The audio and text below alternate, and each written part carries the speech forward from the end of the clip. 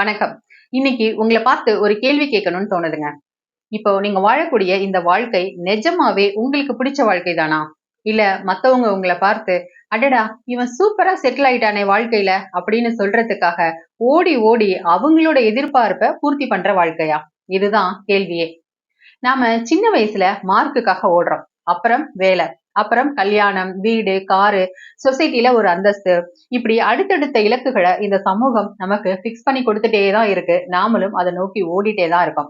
இந்த ஓட்டப்பந்தயத்துல பல நேரங்கள்ல மத்தவங்களுக்கு முன்னாடி நான் ரொம்ப சந்தோஷமா தான் இருக்கேன் அப்படின்னு காட்டிக்கிறதுக்காக ஒரு போலியான முகமுடிய வேற போட்டுக்கிறோம். ஆனா தனிமையில அந்த முகமுடிய கழட்டி வைக்கும்போது மனசுக்குள்ள ஒரு ஏக்கம், ஒரு சோர்வு, ஒரு தனிமை, இதெல்லாம் உங்கள போட்டு அமுக்குதா இல்லையா?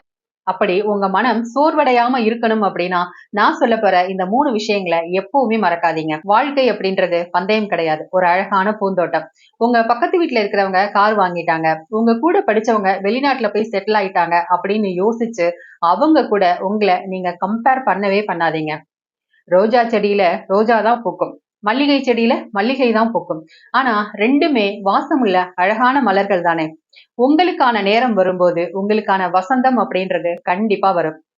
அடுத்து, எப்பவுமே நீங்க எல்லாருக்கும் நல்லவரா இருக்கணும் அப்படின்னு நினைச்சீங்க அப்படின்னா, ஒரு கட்டத்துல உங்களுக்கே நீங்க கெட்டவரா போயிருவீங்க.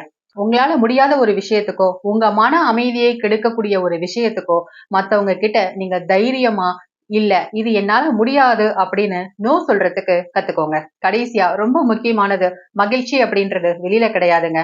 ஒரு புது போன் வாங்குறதுலயோ, பிராண்டடான ஒரு Dress நாம போடுறதுலயோ, சந்தோஷம் அப்படின்றது தற்காலிகமா வேணா நமக்கு கிடைக்கலாம். ஆனா நிம்மதி அப்படின்றது ஒரு அமைதியான மனசுல மட்டும்தான் கிடைக்கும். நல்லா புரிஞ்சுக்கோங்க. நிம்மதி வேற, சந்தோஷம் வேற. எப்பவுமே சந்தோஷத்தை விட நிம்மதி தான் ரொம்ப முக்கியம். நம்ம பிறப்புக்கும் இறப்புக்கும் இடையில இருக்கிறது கொஞ்ச காலம்தாங்க. அந்த சின்ன வாழ்க்கையையும் மத்தவங்க என்ன நினைப்பாங்களோ அப்படின்னு யோசிச்சே அந்த காலத்தை வீணாக்கிறாதீங்க. நீங்க யாரோ எழுதின கதையில நடிக்க போற ஒரு நடிகர் கிடையாது. உங்க வாழ்க்கைக்கான கதைய எழுத போற இயக்குனரே நீங்க தான். உங்க கதையில ஒரு ஹீரோவா, ஒரு ஹீரோயினா நீங்க ரொம்ப கெத்தா வாழுங்க. கீழ விழுந்தா எழுந்து நில்லுங்க. கஷ்டம் வந்தா அழுது தீர்த்துடுங்க.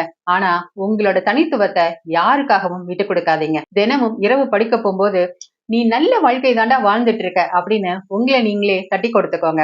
கண்டிப்பா அன்றைய தூக்கம் உங்களுக்கு நிம்மதியா தான் இருக்கும். இந்த பதிவு உங்களுக்கு பிடிச்சிருந்தது அப்படின்னா மறக்காம லைக் பண்ணி மனதோடு நாம் சேனலை சப்ஸ்கிரைப் பண்ணி என்னோட இணைந்திருங்க. நாம் தொடர்ந்து பேசுவோம். என்றும் மனதோடு நாம் ஆனந்தலட்சுமி. புவி வாழ்த்த வாழ்க.